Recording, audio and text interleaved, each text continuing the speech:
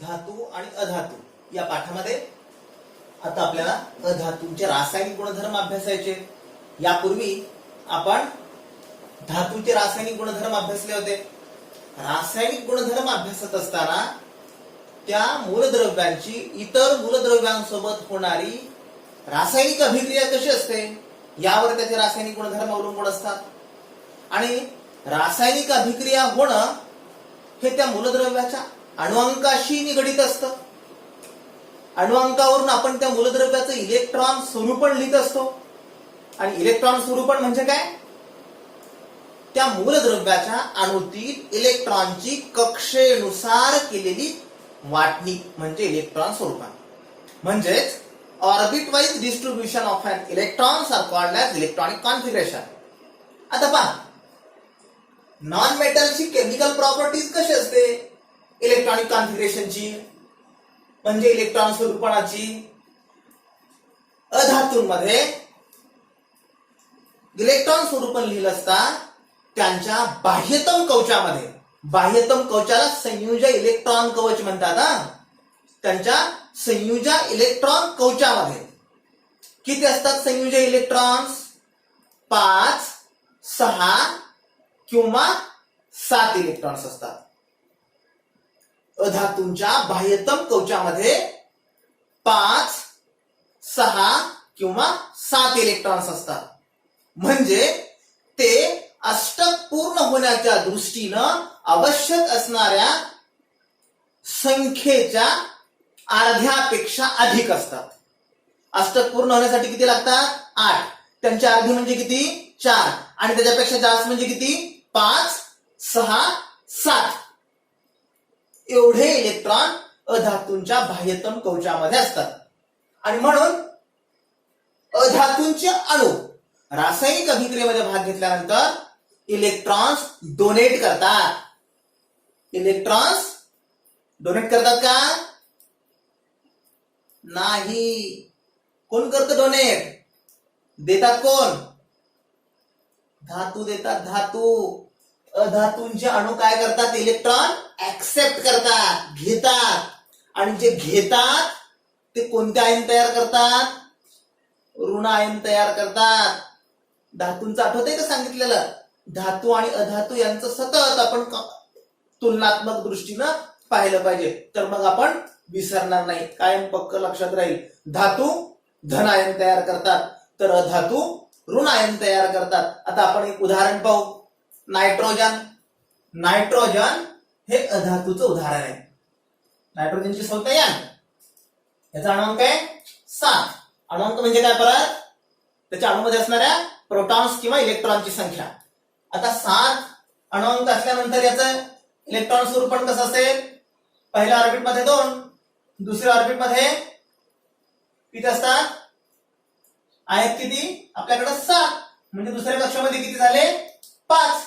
म्हणजे नायट्रोजनचे इलेक्ट्रॉन स्वरूपण कसं? 2 आणि 5। 2 आणि 5 एकूण संख्या 7 आहे। मग आपण 7चं वितरण करून टाकलं। बाह्यतम कवचामध्ये किती इलेक्ट्रॉन आहेत? 5। मी काय म्हटलं मगाशी? अधातूंच्या बाह्यतम कवचामध्ये 5, 6 किंवा 7 इलेक्ट्रॉन्स असतात। आणि इथं 5 इलेक्ट्रॉन्स आहेत, 5 इलेक्ट्रॉन्स। आणि हवे किती असतात नायट्रोजनला? 8 हवे असतात। आणि 8 होण्यासाठी मग काय करेल बरं नायट्रोजन? कुणाकडनं तरी 3 इलेक्ट्रॉन घेईल का? त्याच्याकडे 5 आहेत। 5 असल्यानंतर 3 कोणी दिलेला, आणि म्हणून हा 3 इलेक्ट्रॉन स्वीकारतो, घेतो। आणि किती घेतो? 3 घेतो। घेणारा ऋणको असतो आणि म्हणून हे ऋण आयन तयार करतात। अधातू ऋण आयन तयार करतात, निगेटिव्ह चार्ज। आणि अधातू रासायनिक अभिक्रियेमध्ये भाग घेताना इलेक्ट्रॉन घेतात आणि आपला अष्टक पूर्ण करतात। आपल्याला दुसरं उदाहरण अभ्यासता येईल याचं। ऑक्सिजन। ऑक्सिजनचा अणुअंक आहे 8। ऑक्सिजनचा अणुअंक 8 आहे म्हणजे इलेक्ट्रॉन स्वरूपण 2 आणि 6। आता हा किती ऋण आयन तयार करेल बरं? अधातू किती ऋण आयन तयार करेल? ऑक्सिजन 6 इलेक्ट्रॉन असल्यानंतर 8 व्हायचे, 6 मध्ये किती मिळवले असता 8 होतात 2, म्हणजे हा 2 ऋण आयन तयार करेल. क्लोरीन याचा अणुक्रमांक आहे 17. क्लोरीनचं इलेक्ट्रॉन स्वरूपण कसं असतं 2 8 8 आणि 2 10 किती 17 10 आणि 7 17, म्हणजे बाह्यतम कवचामध्ये किती इलेक्ट्रॉन्स 7. 8 व्हायला किती हवे असतात याला 1 इलेक्ट्रॉन हवा असतो. मग क्लोरीन किती ऋण आयन तयार करेल फक्त 1 ऋण आयन तयार करतो. म्हणजे ज्या मूलद्रव्यांच्या बाह्यतम कवचामध्ये 5 6 किंवा 7 इलेक्ट्रॉन्स असतात, मग तो कोणताही मूलद्रव्य असो, ते सगळे ऋण आयन तयार करतात आणि इलेक्ट्रॉन घेतात, ऍक्सेप्टर असतात. Electrons acceptor are called as non metals, म्हणून त्यांना अधातू म्हणतात. आता दुसरा मुद्दा जो आपल्याला अभ्यासायचा आहे, तो दुसरा मुद्दा काय आहे माहितीये का, याच्याशीच संलग्न आहे आणि तो आहे आयन निर्मिती. आता आयन निर्मिती कशी होते अधातूंची? अधातूंची आयन निर्मिती इलेक्ट्रॉन स्वरूपाशी निगडीत आहे हा मुद्दा. आता अधातू काय करतात इलेक्ट्रॉन घेतात आणि ऋण आयन तयार करतात. ऋण आयन तयार करतात. कसले आयन ऋण आयन. आणि मग ऋण आयन कधी होतात तयार 8 पूर्ण होण्याच्या दृष्टीनं हे इलेक्ट्रॉन स्वीकारतात आणि जितके इलेक्ट्रॉन स्वीकारले तितके ऋण आयन तयार होतात. आता आपण याचं उदाहरण पाहू. रासायनिक अभिक्रियेनं अधातूंचं आयन निर्मिती कशी होते. अधातू आयन निर्माण करताना ऋण आयन निर्माण करतात. आणि एक लक्षात ठेवायचा, ऋण आयनांना काय म्हणतात, ऋण आयनांना एनायन म्हणतात. एनायन काय म्हणतात एनायन. म्हणजे कसले आयन तयार करतात ते एनायन तयार करतात. धन आयनांना कॅटायन म्हणतात, तर ऋण आयनांना एनायन म्हणतात. आता कसे करतात एनायन, मगाशी आपण नायट्रोजनचं इलेक्ट्रॉन स्वरूपण अभ्यासलं. नायट्रोजनचा अणुक्रमांक 7 आहे, त्याचे इलेक्ट्रॉन स्वरूपण 2 आणि 5 आहे. नायट्रोजनच्या बाह्यतम कवचामध्ये 5 इलेक्ट्रॉन आहेत, त्याला 3 इलेक्ट्रॉन आवश्यक असतात 8 होण्यासाठी, म्हणून नायट्रोजन 3 इलेक्ट्रॉन डोनेट करतो, देऊन टाकतो. इलेक्ट्रॉनवर ऋण प्रभार असतो म्हणून इथं अधिक ऋण 3 इलेक्ट्रॉन. हे 3 इलेक्ट्रॉन दिले नायट्रोजननं आणि म्हणून नायट्रोजन हा याचे इलेक्ट्रॉन स्वरूपण कसं होईल 3 इलेक्ट्रॉन देतो का घेतो नायट्रोजन, देतो का घेतो, घेतो. 3 इलेक्ट्रॉन नायट्रोजन घेतो आणि 3 इलेक्ट्रॉन घेतल्यामुळं नायट्रोजनचं इलेक्ट्रॉन स्वरूपण होतं 2 आणि 8.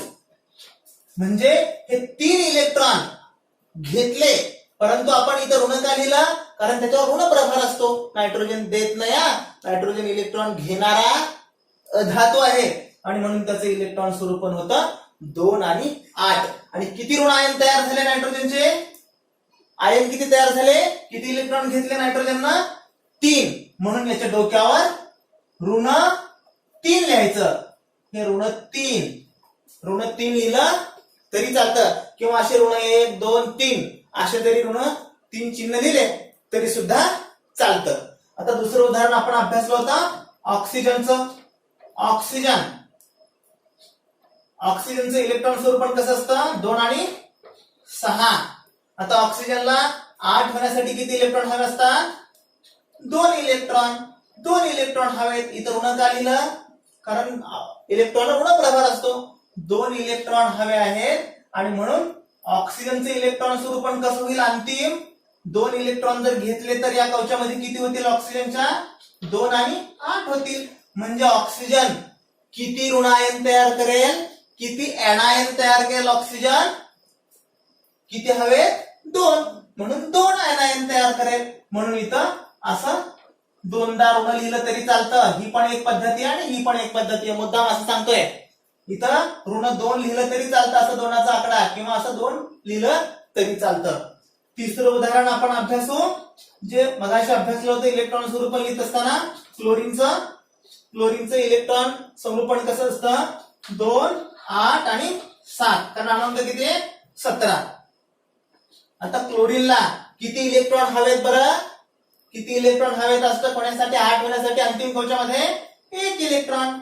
म्हणून इथं 1 लिहायची गरज आहे का, लिहिला तरी चालेल, नाही तर नाही लिहिला तरी चालेल. म्हणून आपण असं लिहिलं 1 इलेक्ट्रॉन.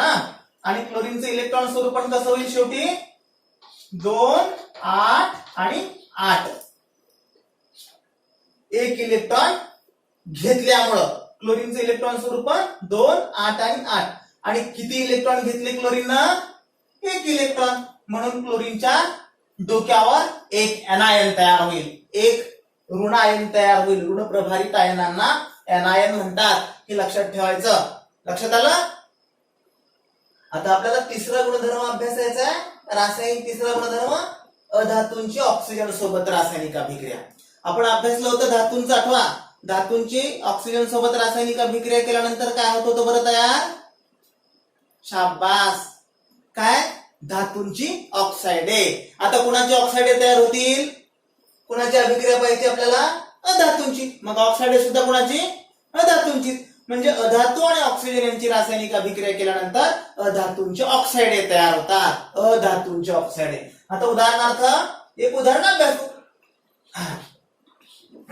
उदाहरण कार्बन कार्बन आणि ऑक्सिजन रासायनिक अभिक्रिया लिहित असताना रेणूच्या स्वरूपामध्ये लिहायच्या कार्बनचा रेणू आणि अणू सारखाच असतो एक अणू एकत्र आले एक अणूचाच रेणू तयार होतो आणि ऑक्सिजनचं रेणूसूत्र काय O2 म्हणजे ऑक्सिजनचे दोन अणू एकत्र आल्यानंतर रेणू तयार होतो आणि मग कार्बन आणि ऑक्सिजन यांची रासायनिक अभिक्रिया झाली की काय होईल तयार कार्बन डाय ऑक्साइड दोन एक म्हणून डाय आणि वायू म्हणून ऊर्ध्वगामी बाणाने दाखवायचा कार्बन डायऑक्साइड कोणाचं ऑक्साइड आहे हे धातूचं ऑक्साइड धातू आणि ऑक्सिजन यांची रासायनिक अभिक्रिया झाली की धातूचं ऑक्साइड तयार झालं हे झालं एक उदाहरण अजून आपल्याला दुसरं एक उदाहरण अभ्यासू आपण हा सल्फर सल्फर संज्ञा आहे यस आणि रेणूसूत्र आहे S8 म्हणजे काय सल्फरचे 8 अणू एकत्र येऊन सल्फरचा एक रेणू तयार होतो आणि ऑक्सिजन सोबत रासायनिक अभिक्रिया झाल्यानंतर काय होतं तयार याच्यापासून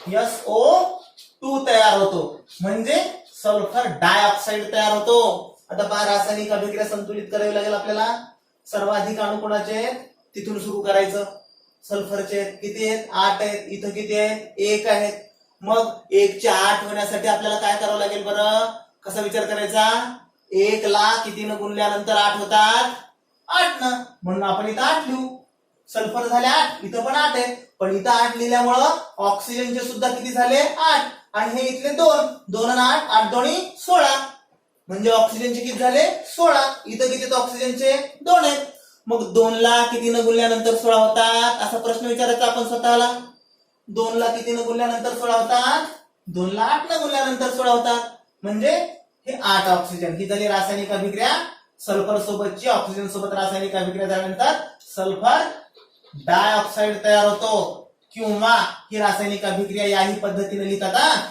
सल्फर आणि ऑक्सिजन यांची रासायनिक अभिक्रिया झाल्या असता सल्फर डायऑक्साइड तयार होतो ही सोपी आहे जरा लिहायला इथं 8 नाही लिहिलं तर या रासायनिक अभिक्रियेमध्ये मात्र अशाही पद्धतीने लिहिण्याचा संकेत आहे लक्षात आलं अधातूंची ऑक्सिजन सोबत रासायनिक अभिक्रिया झाल्यानंतर अधातूंची ऑक्साइडे तयार होतात आता आपण रासायनिक अभिक्रियेमध्ये अभ्यासलं अधातूंच्या ऑक्सिजन सोबत रासायनिक अभिक्रिया केल्यानंतर अधातूंचे ऑक्साइडे तयार होतात आणि ही अधातूंच्या ऑक्साइडांचा धर्म कसा असतो आपण धातूंच्या ऑक्साइडांचा धर्म अभ्यासला होता मगाशी कसं होता धातूंची ऑक्साइडे आम्लारी धर्मी असतात तर अधातूंच्या ऑक्साइडे कशा असतात अधातूंच्या ऑक्साइडे आम्लधर्मी असतात अधातूंच्या ऑक्साइडे आम्लधर्मी असतात आम्लधर्मी आता पहा कसे असतात अधातूंचे ऑक्साइड आम्लधर्मी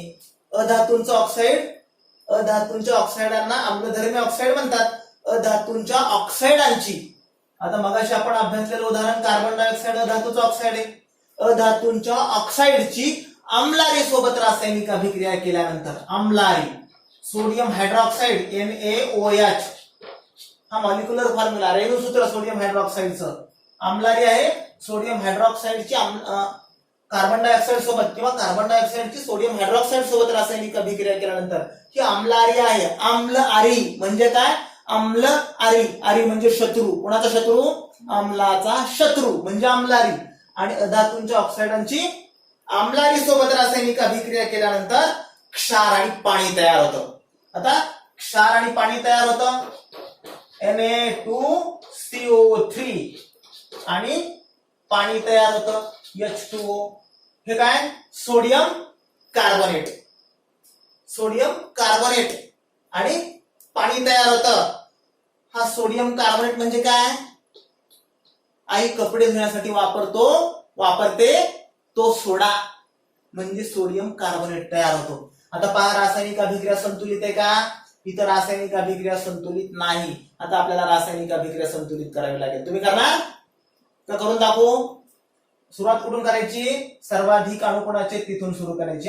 ऑक्सिजनची इथं 3 आहेत आणि इकडे 4 आहे आणि इथं मात्र 2 आहेत आणि इकडं 3च आहेत. मग 4 करायचे. बघा आता काय काय करावं लागेल आपल्याला रासायनिक अभिक्रिया संतुलित करण्यासाठी. आणि मग ही रासायनिक अभिक्रिया संतुलित करण्याचा प्रयत्न करा. करणार का करून दाखवायची?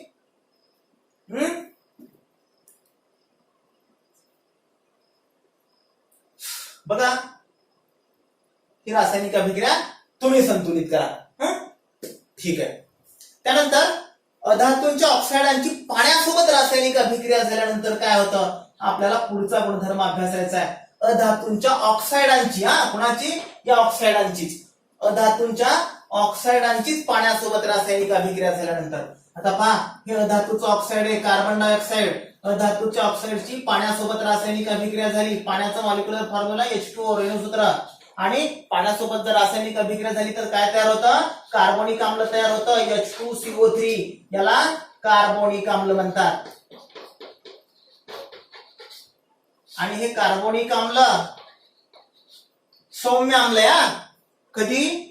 पडणारा पाऊस. आपण जर वातावरणामध्ये कार्बन डायऑक्साईडचं प्रमाण वाढवलं, माणसाच्या अनेक कृतींमधून carbon dioxide, sulphur dioxide, nitrogen dioxide यासारखे विषारी वायू वातावरणामध्ये पसरतात. आणि हा कार्बन डायऑक्साईड तर प्रत्येक कृतीमधून मानवाच्या कार्बन डायऑक्साईड निर्माण होतो. आपण साधा उच्छ्वास जरी टाकला, श्वास घेतला, ऑक्सिजन सोडला, कार्बन डायऑक्साईड. कोणती वस्तू जाळली कार्बन डायऑक्साईड तयार होतो. वाहनाच्या धुरामधून कार्बन डायऑक्साईड बाहेर पडतो. कारखान्याच्या धुरामधून कार्बन डायऑक्साईड बाहेर पडतो. शेतामधला केरकचरा जाळला, कार्बन डायऑक्साईड वायू बाहेर पडतो. आणि हा पडणारा कार्बन डायऑक्साईड वायू जर वातावरणामध्ये असाच साठून राहिला आणि याचं प्रमाण वाढत गेलं आणि दिवसेंदिवस प्राण्यांची संख्या वाढत आहे आणि वनस्पतींची संख्या कमी होत आहे, म्हणून कार्बन डायऑक्साईडचं प्रमाण सुद्धा वाढत आहे. आणि हा कार्बन डायऑक्साईड पडणाऱ्या पावसाच्या पाण्यासोबत जर याची रासायनिक अभिक्रिया झाली तर पडणारा पाऊस हा आम्ली पाऊस पडतो कार्बोनिक आम्लाच्या स्वरूपामध्ये. आणि म्हणून कार्बोनिक आम्ल तयार होतं. भलेही आम्ल सौम्य आहे, याचा फार मोठा दुष्परिणाम जरी नाही झाला तरी कार्बोनिक आम्ल हे दाहक आम्ल नसलं तरी देखील ते आम्ल आहे. चांगल्या पाण्याचा पाऊस पडण्याऐवजी जर कार्बनिक आम्लाचा पाऊस पडला तर झाडाची पानं करपतील. आणि जर हवेमध्ये कार्बन डायऑक्साईडच्या ऐवजी सल्फर डायऑक्साईड सुद्धा अधातूंचंच ऑक्साईड आहे. सल्फर डायऑक्साईड सुद्धा अधातूंचंच ऑक्साईड आहे. आणि मग सल्फर डायऑक्साईडचा पडणाऱ्या पावसाच्या पाण्यासोबत जर रासायनिक संयोग झाला तर सल्फ्युरस आम्ल तयार होतं SO2 आणि H2O. काय तयार होतं? सल्फ्युरस आम्ल तयार होतं. म्हणजे H2SO3 याला सल्फ्युरस आम्ल म्हणतात. सल्फ्युरस आम्ल आणि हे कार्बोनिक आम्लापेक्षा दाहक आम्ल आहे. आणि हे जर H2SO4 तयार झाले म्हणजे सल्फ्युरिक आम्ल तयार झालं, ते तर अत्यंत दाहक आम्ल आहे, घातक आम्ल आहे.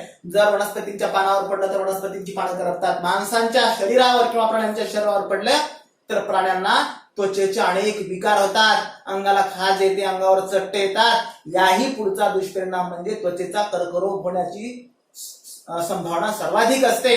किंवा डोक्यावरचे केस जातात, प्राण्यांच्या अंगावरचे सुद्धा जातात जर आम्लाचा पाऊस आपल्या अंगावर पडला तर. म्हणजे अधातूंची ऑक्साईड जर वातावरणामध्ये वाढत गेली तर ते वातावरणाचं प्रदूषण करतात. हे आपल्याला यावरून लक्षात येतं. सल्फर ट्रायऑक्साईड SO2 आणि SO3. सल्फर ट्रायऑक्साईडची पडणाऱ्या पावसाच्या पाण्यासोबत जर रासायनिक अभिक्रिया झाली तर H2SO. आता O किती झाले पहा, इथं 3 आणि इथं 4 म्हणजे किती झाले? SO4. मगाशी सांगितलेला मी म्हटलं नाही का, जर इथं 4 तयार झाले सल्फ्युरिक आम्ल तयार झालं. या आम्लाला कसलं आम्ल म्हणतात? सल्फ्युरिक आम्ल. सल्फ्युरिक आम्ल. हे सल्फ्युरिक आम्ल हे मात्र दाहक आम्ल आहे, कॉन्सन्ट्रेटेड ऍसिड आहे, आणि हे जर शरीरावर पडलं तर मग मात्र शरीराला जखमा होतात. आग्र्याला कुणी बांधला ताजमहल? शहाजहाननं. कोणासाठी बांधला? त्याच्या बायकोसाठी. बायकोची आठवण म्हणून शहाजहाननं सुंदर असा ताजमहल बांधला. आणि जगातल्या 7 आश्चर्यापैकी आग्र्याचा ताजमहल एक सुंदर वास्तू आहे. आज ती सुंदर वास्तू सुंदर राहिलेली नाही. याच्या पाठीमागचं कारण काय? आग्र्याच्या जवळ मथुरेला अनेक तेल शुद्धीकरणाचे कारखाने आहेत, आणि या तेल शुद्धीकरणाच्या कारखान्यामधून सल्फर डायऑक्साईड आणि सल्फर ट्रायऑक्साईडचं प्रमाण त्या वातावरणामध्ये अधिक झालेलं आहे. आणि तिथं पडणारा पाऊस या संगमरवरी चकचकीत ताजमहलावर पडल्यामुळं ताजमहल आज काळवंटोय, त्याला खाच खळगे पडलेले आहेत. काय वाटत असेल शहाजहानला? बायकोची आठवण. ताजमहल आज काळा पडलेला आहे, काळवंडलेला आहे. अमलाची संगमरवरासोबत रासायनिक अभिक्रिया झाल्यानंतर त्याची झीज झाली. धातूचे पुतळे झिजतात, घरावरचे पत्रे देखील खराब होतात. पत्रे धातूचे काय, माणसांचं किंवा सजीव सृष्टीचं काय होईल? दिवसेंदिवस वातावरणामध्ये जर अधातूंची ऑक्साईड वाढत गेली तर. म्हणून अधातूंची ऑक्साईड मानवी कृतीमधून तयार होतात. या मानवी कृती थांबवणं ही काळाची गरज आहे. दिवसेंदिवस शहरांमध्ये कोरोना विषाणूचं प्रमाण सर्वाधिक आहे.